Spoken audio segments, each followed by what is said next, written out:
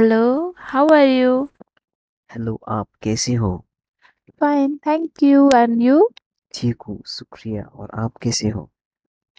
How is everything at home? घर पर सब कैसे हैं?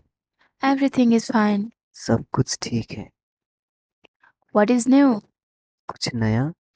Everything is as usual. सब कुछ पहले जैसा ही है। Nice to meet you. आपसे मिलकर अच्छा लगा। Nice to meet you as well. मुझे भी आपसे मिलकर अच्छा लगा। Sorry, but I have to go now.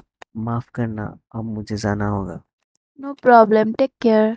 कोई बात नहीं, अपना ध्यान रखना। इसकी अंग्रेजी आप बताइए. चुप रहो. Comment your answer in the comment box.